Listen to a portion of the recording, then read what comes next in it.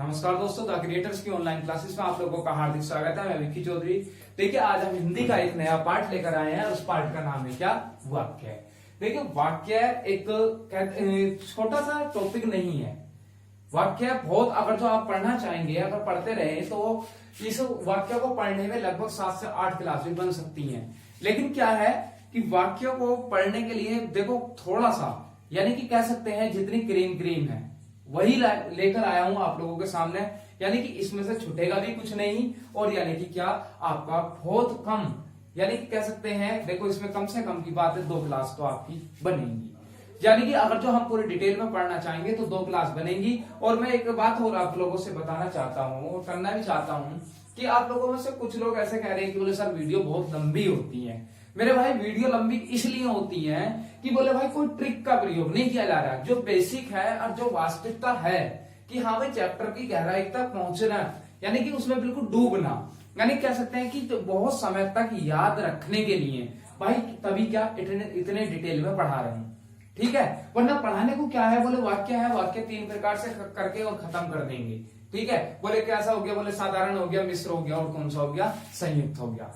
लेकिन क्या भाई 8 प्रकार भी होंगे, 3 प्रकार भी होंगे, ठीक है। और भाई क्या, और कह सकते हैं कि इसी प्रकार से जैसे करेंगे। अब भाई वाक्य की परिभाषा क्या है, कई बार ऐसा होता है कि वाक्य का टॉपिक आए और वाक्य में से वो परिभाषा से ही आपको ऑप्शन दे दे। क्या देखो, वाक्य कहते किसे हैं? देखिए, हमने उससे पहले क्या पढ़ा था, हमने एक टॉपिक पढ़ा था जिसका नाम था क्या, शब्द। अब शब्द विचार जब टॉपिक पढ़ा था तो शब्द विचार में हमने जो इसकी शब्द की परिभाषा पढ़ी थी, और इससे पहले क्या, वर्ण। अब एक चीज और मैं आप लोगों को बता दूं कि हिंदी में जितने भी टॉपिक हैं वो भाई एक दूसरे से जुड़े हुए हैं। अगर एक दूसरे से जोड़कर चलेंगे तभी हमारे, यानी कि कह सकते हैं कि अधिक समय तक, यानी कि लंबे समय तक तभी याद रख पाएंगे। देखिए, हमने टॉपिक पढ़ा था वर्ण। वर्ण क्या था कि भाषा की सबसे छोटी लिखित इकाई थी। क्या थी? कि वर्ण। और क्या, अब फिर उसके बाद पढ़ा था क्या, शब्द। शब्द क्या था कि भाषा की सबसे छोटी और कह सकते हैं कि सार्थक इकाई थी, वो क्या कहलाई थी, यानी कि शब्द कहलाई थी। भाषा की सबसे छोटी इकाई क्या कहलाई थी, लिखित इकाई वर्ण, और यानी कि मौखिक इकाई क्या थी, ध्वनि थी। और शब्द क्या थे कि भाषा की सबसे छोटी, यानी कि क्या, सार्थक इकाई क्या थी भाई, शब्द थी। अब आज बात करते हैं किससे, बोले भाई वर्ण थे, वर्णों के योग से क्या बना, शब्द बना। और अब शब्द हैं तो भाई इसकी वाक्य की परिभाषा किस प्रकार होगी कि क्या, कि सार्थक शब्दों के योग को क्या कहते हैं, वाक्य। या वाक्य या शब्दों के सार्थक योग को क्या कहते हैं, वाक्य। देखिए क्या, दोनों चीजें लिख देता हूं। वाक्य की परिभाषा क्या, एक तो क्या हो सकता है, ऑप्शन ए दे दूं मैं आपको कि शब्दों के सार्थक योग, सार्थक योग को क्या कहते हैं, वाक्य। ऑप्शन नंबर बी दे दिया कि सार्थक शब्दों के योग को क्या कहते हैं भाई, वाक्य। ऑप्शन नंबर में सी दे दूं कि दोनों ही कह सकते हैं हम, या ऑप्शन नंबर डी दे दूं कि नन ऑफ दीज, यानी कि क्या, तो उपयुक्त तीनों में से कोई नहीं। तो भाई अगर जो इस शब्द की, यानी कि कह सकते हैं कि वाक्य की जो परिभाषा पढ़नी है, तो वाक्य की जो परिभाषा पढ़ूं तो भाई ये कौन सी होगी कि देखें भाई शब्द। अब एक वाक्य है, देखिए मैं पहली दूसरी वाली से करता हूं कि सार्थक शब्दों का योग। मैंने लिखा कमल, भाई सार्थक शब्द है, ठीक। मैंने लिख दिया मोहन, भाई सार्थक शब्द है। फिर मैंने क्या लिख दिया, रोहन। फिर मैंने क्या लिख दिया, श्याम, गीता, सीता। बहुत सारे शब्द लिख सकता हूं। तो भाई क्या ये एक वाक्य बना?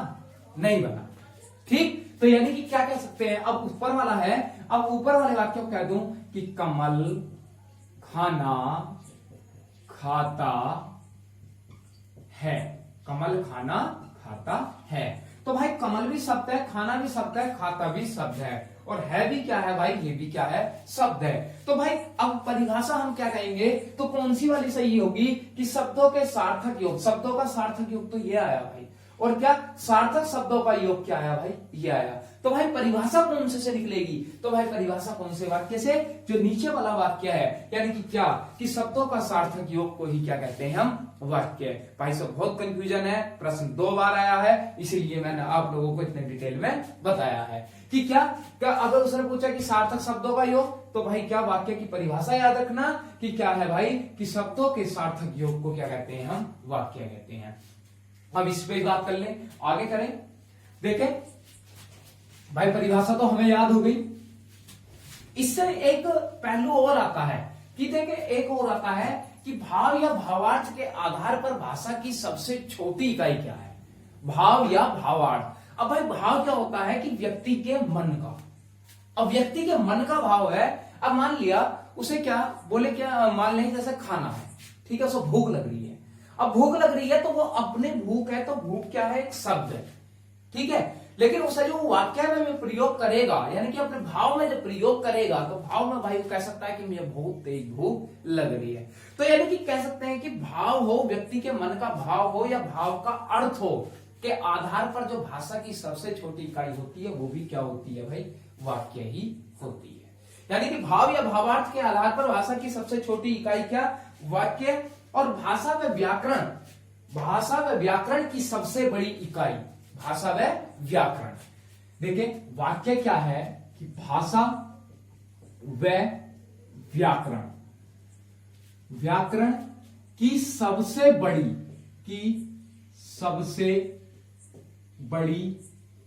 इकाई क्या होगी भाई, सबसे बड़ी इकाई होती है हमारा वाक्य। और भाई अब दूसरा पॉइंट क्या आया इससे कि भाव या भावार्थ के, भाव या भावार्थ के आधार पर भाषा की सबसे छोटी इकाई, भाषा की सबसे छोटी इकाई मेरे भाई क्या होगी, वो भी क्या है, वाक्य।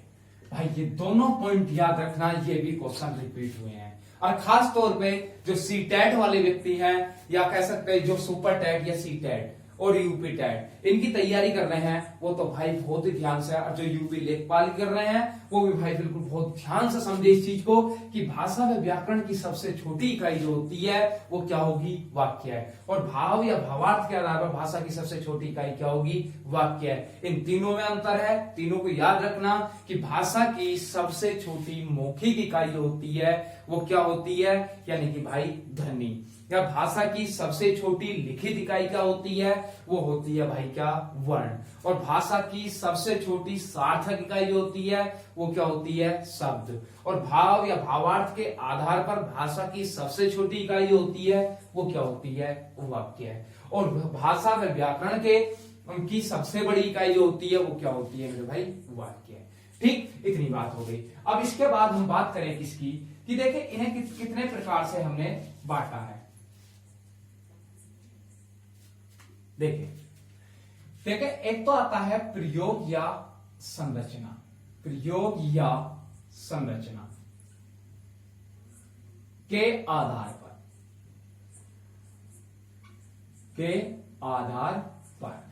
भाई वाक्य कितने प्रकार के होंगे। अगला आता है अर्थ के आधार पर, अर्थ के आधार पर। एक आता है भाई क्रिया के आधार पर, क्रिया के आधार पर। तो भाई प्रयोग व संरचना के जो आधार पर जो वाक्य होते हैं वो कितने प्रकार के, 3 प्रकार के। अर्थ के आधार पर जो वाक्य होते हैं वो कितने प्रकार के, 8 प्रकार के। क्रिया के आधार पर जो वाक्य होते हैं वो कितने प्रकार के, 3 प्रकार के। और ये जो क्रिया के, देखिए प्रयोग व संरचना के आधार पर अभी पढ़ेंगे, ठीक है, और भाई क्या अर्थ के आधार पर भी पढ़ेंगे, लेकिन क्रिया के आधार पर मैं नहीं पढ़ाऊंगा, वो आप लोगों को खुद पढ़ने हैं। और बोले जी वो कैसे पढ़े हम, तो मेरे भाई जो इससे पिछली वीडियो है वाच्य की, उसमें जाकर पढ़े। जो क्या भाई वो कितने हैं, 3, और 3 क्या है वो मेरे भाई, वाच्य। तो जो पिछली वीडियो है वाच्य की आप उसमें पढ़ें तो आपको कौन से मिलेंगे कि क्रिया के आधार पर वाक्य के भेद वो कितने होते हैं, 3, और जो क्या है वाच्य। अब इसके बाद हम बात करें किसकी, प्रयोग या संरचना के आधार पर। तो भाई प्रयोग व संरचना के आधार पर 3 कौन कौन से हैं। देखो सबसे पहला आता है हमारा साधारण वाक्य, साधारण कह दें या क्या कह दें, सरल वाक्य, पहला ये हो गया। दूसरा कौन सा होता है, दूसरा होता है हमारा संयुक्त वाक्य। मेरे भाई तीसरा कौन सा होगा, फिर तीसरा होगा मिश्र वाक्य। अब आप लोगों का एक डाउट और खत्म करूंगा मैं अभी। देखिए आप लोगों ने पता क्या कर रखा है, आप लोगों ने बिल्कुल एक चीज को ऐसा कह सकते हैं, देखिए आप लोगों की गलती नहीं है, ना ही कह सकते हैं ना ही मेरी गलती है इसमें, कि देखिए हमें हमारी जो सोच है वो क्या है, हम सोचते हैं कि बोले भाई जो चीज हमें आसान लगने लगती है उस चीज को ही हम अपना लेते हैं। ठीक है, जैसे कि हमने भाषा पढ़ी थी, अब भाषा की विशेषताओं में यानी कि जो हमने पढ़े थे, जब शब्द विचार टॉपिक हमारा चल रहा था तब उसमें हमने तत्सम और तद्भव पढ़े थे। तो भाई तद्भव शब्द कहां से आए थे, यानी कि जो तत्सम में से जो सरल लगे हमें, यानी कि उनका बिगड़ा हुआ रूप जो हमें सरल लगने लगा वही तद्भव पढ़े। तो भाई ये हमारी तुम्हारी गलती नहीं है, ठीक है, जो चीज हमें सरल लगती है हम उसे करते हैं। अब क्या, एक व्यक्ति से मैं मिला तो उसने पता क्या बताया, देखिए हो सकता है कि आप लोग भी ऐसे ही सोचते हो या आप लोगों ने भी ऐसे ही याद रख रखा हो कि साधारण और सरल वाक्य क्या होगा। बोले जी सब जो छोटा सा वाक्य होता है ना, जो छोटा सा वाक्य होगा वो साधारण या सरल होगा। बोले भाई संयुक्त कौन सा होगा, संयुक्त होगा, बोले जी सर बोले जो सा बड़ा सा वाक्य होगा, बड़ा सा लिखा रहा होगा तो वो संयुक्त होगा। बोले मिश्र कौन सा होगा, बोले मिश्र में देख लेंगे कुछ चीजें अटपटी सी होती हैं, यानी कि ऐसी जुड़े हुए और वाक्य बड़ा सा होता, और चीजें क्या अटपटी सी कई चीजें जुड़ी हुई हो एक साथ, तो वो कैसा हो जाए मिश्र, यानी कि मिश्रण सा बना हुआ होता। ऐसा याद रख रखे मेरे भाई। अभी मैं कुछ वाक्य लिख के देखता हूं, ठीक है, और आप लोग खुद ईमानदारी से यानी कि देखना कि कौन सा वाक्य है आपको कैसा लगता है। जैसे कि मैंने पहला वाक्य लिखा कि राम श्याम व मोहन, राम श्याम व मोहन स्कूल में खेलने गए हैं। एक वाक्य लिख दिया। अगला वाक्य देखें कि राम पढ़ता है, एक वाक्य लिख दिया। अगला लिखा कि श्याम का मित्र रोहन, श्याम का मित्र सुदामा लिखे, ठीक है, थोड़ा सही सा लगेगा कि सुदामा, श्याम का मित्र सुदामा बहुत अच्छा खेलता है, चलो खेलता है। अगला वाक्य लिख दूं मैं कि राम पढ़ता है, श्याम सोता है। अगला वाक्य लिख दें कि सीता व गीता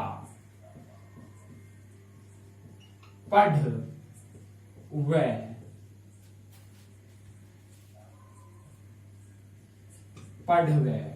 लिख रही हैं।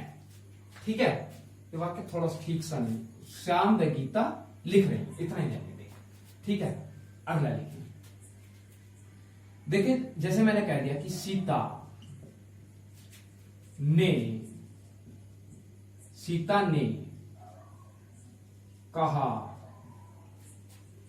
ने कहा राम तुम आ जाओ, ठीक है, ये वाक्य लिखे। अब भाई ईमानदारी से बताना कि कौन से वाक्य में संयुक्त है, कौन से में भाई सरल है, कौन से में क्या है मिश्र है, ठीक है। देखिए पहला वाला वाक्य है काफी लंबा चौड़ा वाक्य लिखा है, ठीक है। दूसरा वाला वाक्य बहुत छोटा सा लिखा है। भाई श्याम का मित्र सुदामा बहुत अच्छा खेलता है, तो भाई क्या राम पढ़ता है श्याम सोता है। ठीक है, सीता व गीता लिख रही है। ठीक है, इस वाक्य को मैं थोड़ा इधर लिख दूं तो छोटा सा ही लगेगा इसका, लिख रही है। अगला लिखा सीता ने कहा कि राम तुम आ जाओ। ठीक है, इस प्रकार। अब भाई पहला वाला वाक्य जो है, पहला वाला वाक्य सरल है, दूसरा वाक्य भी सरल है, और भाई तीसरा वाक्य भी सरल है, यह साधारण है। चौथा वाक्य जो है राम पढ़ता है और श्याम सोता है, तो भाई ये संयुक्त है। ठीक है, सीता व गीता लिख रही हैं, तो भाई ये साधारण है। सीता ने कहा राम तुम आ जाओ, कैसा है, मिश्र है मेरे हिसाब से। और आप लोगों के हिसाब से पता नहीं भाई क्या है। आप लोगों ने तो, अगर आप लोगों के हिसाब से मैं बताना चाहूं तो भाई क्या पहले वाला वाक्य आपके हिसाब से संयुक्त होगा, क्योंकि बोले जी बड़ा सा वाक्य है, भाई बड़ा तो है ही, तो भाई संयुक्त हो जाएगा। दूसरा वाक्य बोले जी साधारण है, तीसरा वाक्य बोले जी संयुक्त है, तीसरा और चौथा वाक्य बोले जी ये होगा साधारण, क्योंकि छोटा है ना भाई, इनकी अपेक्षा तो छोटा है। और भाई ये वाला वाक्य बोले ये भी छोटा है, संयुक्त है। बोले चलो इसे तो एक बार वो कह सके थे कि बोले मिश्रण हो रहा उल्टा सीधा, तो बोले जी ये मिश्र हो। ठीक है, लेकिन भाई इन चीजों को, यानी कि ये कैसे कैसे क्या है, इन चीजों को सीखना है। तो सीखना है तो भाई वीडियो को अंत तक देखना है। ठीक है, जैसे भाई इन्हें अगर देखो ऊपर से हटा लेते हैं। अब मैं आप लोगों को एक बहुत अच्छी चीज बताने वाला हूं कि यानी कि जिसे क्या आप लोग हमेशा के लिए याद भी रख सकते हैं, और आप कभी आपका क्वेश्चन गलत ही नहीं होगा, मैं गारंटी से कह रहा हूं। अगर आपने वीडियो ध्यान से समझ ली तो भाई गलत ही नहीं होगा। देखें भाई साधारण या सरल वाक्य, देखें एक चीज मैं आपको और जानकारी के लिए बता दूं। देखें एक होता है उद्देश्य, एक होता है विधेय, ये दो चीजें होती हैं। और इन चीजों को आप लोगों में से मैं कह रहा हूं कि लगभग 80% व्यक्ति ऐसे होंगे जो उद्देश्य और विधेय को नहीं जानते। हालांकि आपने भाई अगर जो आप लोग जानते हैं तो भाई बहुत अच्छी बात है, आपको बहुत अच्छा ज्ञान है। ठीक है, लेकिन आप लोग जो नहीं जानते मेरे भाई, वो आज जान ले। ठीक है, जितना हो सकता है, जितनी चीजें याद आती है मैं बिल्कुल बताता रहता हूं। अगर उद्देश्य और विधेय को आप जान लेंगे तो बहुत अच्छा होगा। उद्देश्य क्या होता है, अब भाई इस चीज को एक छोटी सी कहानी से जोड़ दो। कैसे क्या, मान लो मेरा कोई उद्देश्य है या आप लोगों का कोई उद्देश्य है। मेरा उद्देश्य है कि आज मेरे वाक्य कंप्लीट कराना है। ठीक है, आप लोगों का उद्देश्य है कि हमें जो क्या वाक्य को समझना है या सीखना है। तो भाई उद्देश्य किसका, जैसे मेरा नाम विक्की है। अब भाई विक्की क्या है, भाई जो काम को यानी कि सोच रहा है, उद्देश्य किसका, विक्की का। अब भाई जो करना है, काम जो करना है वो क्या करना है, वाक्य को पढ़ाना। जैसे कि आपका नाम कुछ भी है, राहुल है, मोहन है, सोहन है, जो भी है। ठीक है, आपका क्या उद्देश्य है, आपका उद्देश्य है कि आपको वीडियो देख के माध्यम से वाक्य को समझना है। तो भाई जिसका जो व्यक्ति है, अर्थात कौन कर्ता जो होता है, तो भाई जो कर्ता होता है वो खुद उद्देश्य होता है। यानी कि जिसके मन में वो भाव जगता है वो क्या कहलाता है, उद्देश्य है। और उस व्यक्ति द्वारा जो कार्य किया जाए, मतलब समझ रहे कि उस व्यक्ति के द्वारा जो कार्य है, जैसे कि मेरे द्वारा कौन सा कार्य किया जा रहा है कि वाक्य को कंप्लीट कराना, और आपके द्वारा क्या कार्य किया जा रहा है कि वीडियो के माध्यम से वाक्य को समझना। तो भाई वीडियो के माध्यम से जो वाक्य को समझने का जो कार्य हो रहा है वो क्या कहलाता है, विधेय। और भाई उद्देश्य यानी कि जिसके मन में वो भाव जागृत होता है। उम्मीद करता हूं कि बात समझ में आ गई होगी। अगर नहीं आई तो फिर 1 मिनट इन वाक्यों के माध्यम से आप देख सकते हैं। देखिए जैसे भाई साधारण वाक्य, इसके साथ साथ ही इन वाक्यों को मैं कंप्लीट करके चलूंगा। देखिए साधारण वाक्य में क्या होता है कि साधारण वाक्य में भाई एक तो उद्देश्य होता है, एक उद्देश्य होता है, एक उद्देश्य। मतलब एक उद्देश्य का मतलब यानी कि क्या होगा, कर्ता होगा। और जब कर्ता होगा तो कर्ता तो भाई उद्देश्य है, और इसके साथ उद्देश्य के साथ साथ कर्ता, और एक बताया था मैंने कर्ता का विस्तारक। अगर आप लोगों के याद हो तो वो वीडियो, कौन सी वीडियो में मैंने कर्ता का विस्तारक बताने का प्रयास किया था आप लोगों से, तो देखें आप लोगों से जब हम यानी कि क्या पढ़ रहे थे मेरे भाई, याद करो क्या पढ़ रहे थे, जब पढ़ा हो, ध्यान से वीडियो देखी हो, तो तभी तो होगा, ऐसा थोड़ी ना। देखो भाई, जो हम शब्द विचार वाली जो वीडियो पढ़ रहे थे और शब्द विचार के बाद में जब हम किस पे आए थे, यानी कि अविकारी शब्दों पर आए थे, और अविकारी शब्दों में आपने संबंधवाचक अव्यय यानी संबंध बोधक अव्यय जो पढ़ा था, तो संबंध बोधक अव्यय और यानी कि समुच्चय बोधक अव्यय में दोनों में अंतर करने के लिए मैंने ये बात वहां बताई थी। अब जब वो बात बताई थी तो यानी कि क्या देखिए, कर्ता का विस्तार क्या होता है, यानी कि जैसे का कर्ता है। अब मैंने कहा है, एक वाक्य लेता हूं मैं, श्याम का मित्र सुदामा, ये वाला वाक्य लेता हूं, ध्यान से देखना भाई। श्याम का मित्र सुदामा बहुत अच्छा खेलता है। अब भाई, खेलने का कार्य कौन कर रहा है कि सुदामा, श्याम का मित्र है कौन, सुदामा। तो जो यहां श्याम है वाक्य में, श्याम कौन है, यानी कि जो क्या अपनी बात को कह रहा है, यानी कि जिसके द्वारा सुदामा की पहचान हो रही है भाई, यानी कि कह सकते हैं कि जिसके द्वारा, यानी कि जिस व्यक्ति की पहचान, यानी कि कर्ता तो भाई मैं अहम भूमिका में है, और अहम भूमिका में कौन है, तो भाई अहम भूमिका में कर्ता है मेरा कौन, श्याम है।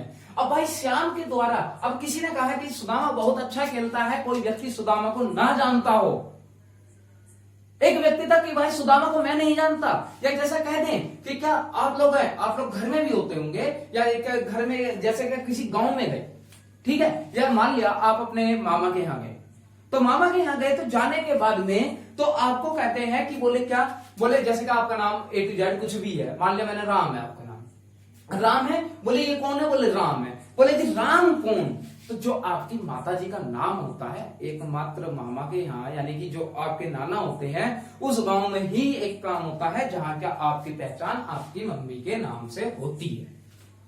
तो भाई क्या उन्होंने कहा कि बोले क्या, बोले राम, बोले किसका, बोले बोले यशोदा का, यशोदा का लड़का राम।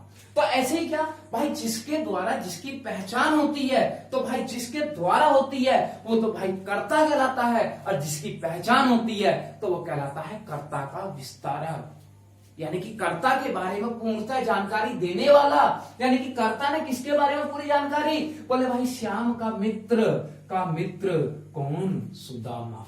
बोले किसका, बोले भाई सुदामा बहुत अच्छा खेलता है, पता ना चला, लेकिन दूसरे व्यक्ति ने पूछा बोले सुदामा कौन, तो उसने कहा कि सुदामा श्याम का मित्र, तो भाई श्याम करता है, और यानी कि कौन, यानी कि सुदामा, यानी कि कर्ता का विस्तारक। जब भी वाक्य में कर्ता हो और कर्ता का विस्तारक, तो दोनों ही क्या कहलाते हैं, उद्देश्य।